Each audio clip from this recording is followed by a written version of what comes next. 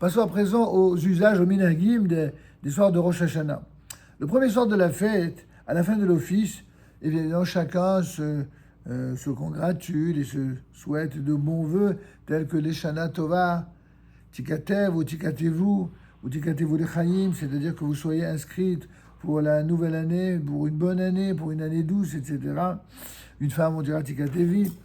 Et au pluriel, Tikatevu Lechaim, que vous soyez inscrit dans le livre de la vie.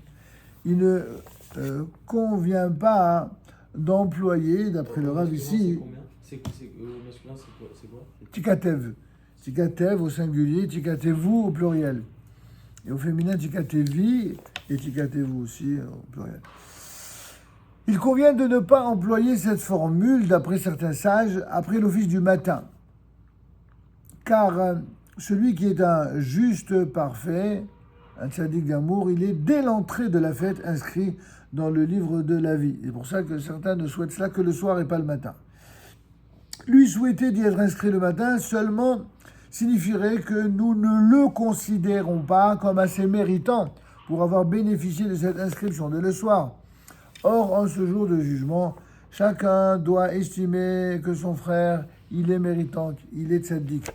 Il faudra se rappeler de ce que nous enseigne le Rambam dans Ilchot Teshuvah, que lorsqu'on parle des 3 livres, les livres des tzaddikim, les gemurim, les livres des justes parfaits, les livres des rechaim, des impies, et les livres qui sont intermédiaires, pour justement donner le temps à la Teshuvah, c'est pas véritablement d'une logique arithmétique si convaincante de prime abord.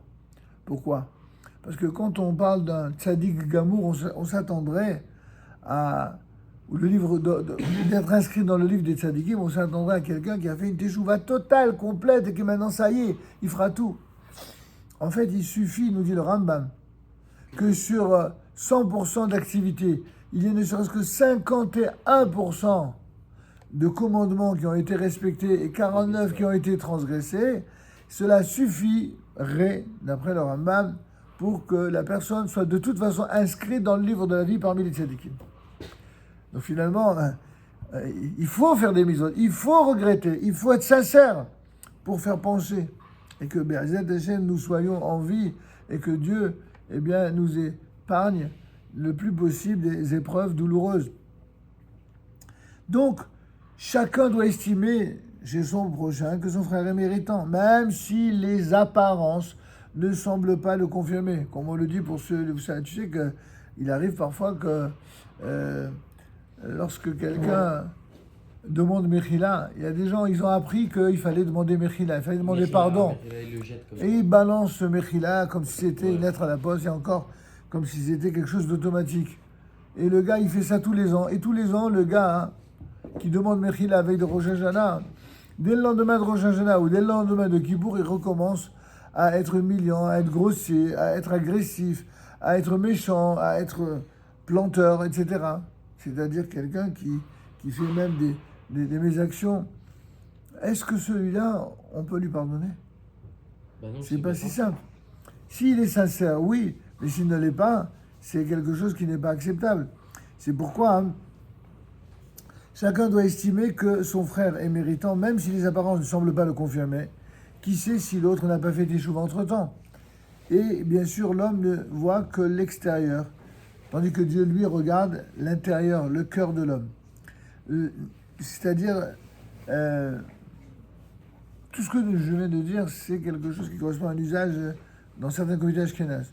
Dans le monde séfarade, on a l'habitude de dire Tikatevu Lechaim aussi bien indifféremment le soir que le matin. Pour terminer, nos sages ont en maintes occasions souligné l'importance des actes symboliques. Le mot symbolique, c'est pas quelque chose qui a peu d'importance. Dans la tradition juive, c'est le contraire. Les symboles sont des choses qui sont chargées de contenu et qui vont se traduire en des actes précis. Aussi a-t-on l'habitude, le soir de Rosh Hashanah, notamment chez les Séfaradim, durant les 2 soirs, de consommer au cours du repas des aliments qui, par leur nature ou par leur nom, semblent être d'un bon présage pour le renouvellement de l'année. Ainsi, on va tremper la fameuse pomme dans le miel et on dira que l'année soit douce du début jusqu'à la fin de l'année, etc. On trempera non seulement le miel avec la tranche de pain sur laquelle on dit la bénédiction, également à Motzi Lechem Naaretz, on le fait, certains ont l'usage de le mettre dans du sucre ou dans le miel, ou tout simplement du pain doux, comme le font beaucoup de Sfaradim. Après en avoir consommé le volume d'une olive, on trempe une pomme douce dans du miel et on la consomme après avoir prononcé la bracha sur les fruits de la Boré Pele Haetz et le fameux de Yiratson. Il y a plus toute une série de Yiratson du Seder de Rosh Hashanah. Après quoi, on dira que ce soit ta volonté, Dieu éternel, Dieu de nos pères, qu'une année bonne et douce se renouvelle pour nous.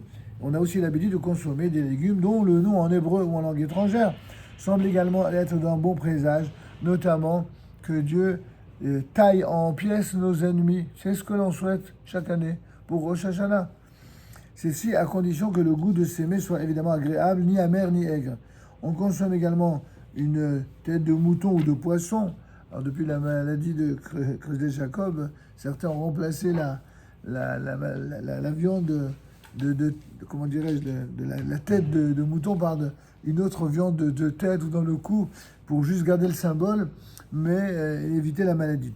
En tout cas, en fonction des conditions sanitaires, on peut garder évidemment le minag et en exprimant le souhait que nous soyons toujours à la tête et non à la queue. Effectivement, viser la tête, c'est-à-dire ici l'exemplarité, non seulement le pouvoir, mais l'exemplarité, c'est ce que dit le texte dans le Deutéronome 28:13. De façon générale, le poisson est un symbole de bénédiction pour Israël.